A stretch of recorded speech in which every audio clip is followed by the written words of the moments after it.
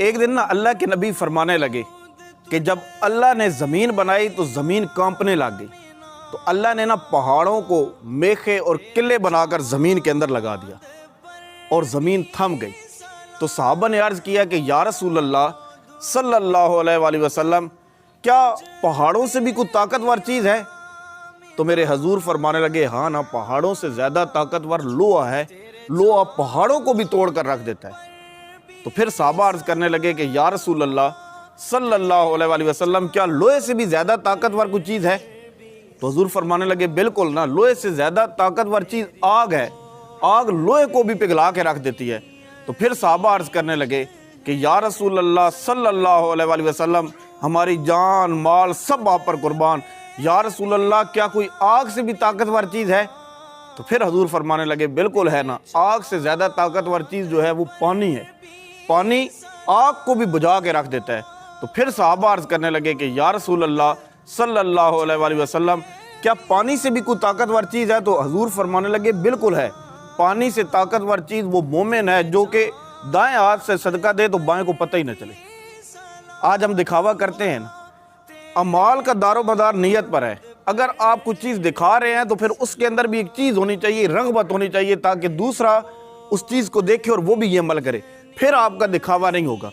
کیونکہ کچھ نیکیاں آپ اس لیے کریں کہ جو آپ اور اللہ کے درمیان موجود ہو، یعنی وہ نیکیاں صرف اللہ کو پتہ ہو، لیکن کچھ نیکیاں ایسی بھی کریں جو بندوں کے سامنے بھی ہو، تاکہ جو بندے ہیں وہ اس طرح کی نیکیاں کریں۔ ایک آپ کے ایج کا بچہ تھا، اس کے دل کے اندر ایک سوال رہتا تھا ہمیشہ، یار مجھے کیسے پتہ چلے گا کہ ہمارے ساتھ مخلص کون ہے، ہمارا دوست کون ہے؟ یہ ہمارے ذہن میں ہوتا ہے۔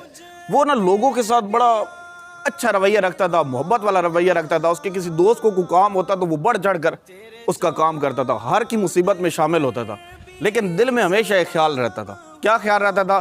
کہ یار کیسے پتہ چلے گا کوئی میرے ساتھ مخلص بھی ہے کہ نہیں۔ ایک دن نا وہ ایک درویش کے پاس، بزرگ کے پاس جاتا ہے اور کہتا ہے کہ بابا جی آپ لوگوں کے حال بتاتے ہیں، مجھے بتائیں، یا آپ کوئی ایسی چیز بتا دیں کہ مجھے پتہ چل جائے کہ لوگوں کے دلوں میں ہمیں کیسے پتہ چلے گا کہ اخلاق ہے، اخلاص کیسے پتہ چلے گا۔ تو بابا جی مسکرانے لگے، وہ کہنے لگے کہ سب سے پہلے دوست کی جو پہچان ہوتی ہے نا، وہ یہ ہوتی ہے کہ جب تم وہاں موجود نہ ہو، تمہاری کمر کے پیچھے تم وہاں موجود نہ ہو، وہ تمہاری تعریف کرے، تمہاری کمیوں کو دبائے، وہ لوگوں کہے نہیں نہیں وہ اچھا آدمی ہے، یہ نہ کہے کہ ذرا چپ کر جاؤ میں تمہیں بتاتا ہوں کہ وہ کیسا آدمی ہے۔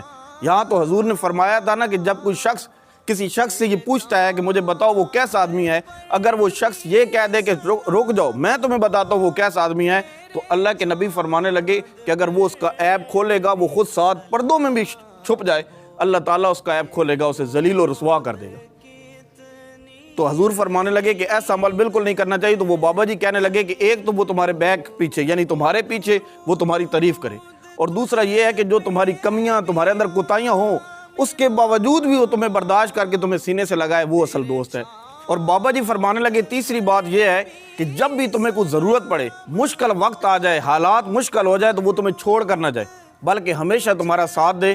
ایسا بندہ جو ہے وہ تمام لوگوں سے مخلص ہے۔ اور میرے حضور صلی اللہ علیہ وآلہ وسلم ایک دن فرمانے لگے کہ اللہ فرماتا ہے کہ ہر چیز اپنے رب سے مانگ، ہر چیز اپنے رب سے مانگ، ہر چیز اپنے رب سے مانگ۔ تو صحابہ نے عرض کیا کہ یا رسول اللہ کیا کچھ؟ تو حضور فرمانے لگے کہ اگر نمک کی ضرورت ہو وہ بھی اپنے رب سے مانگ۔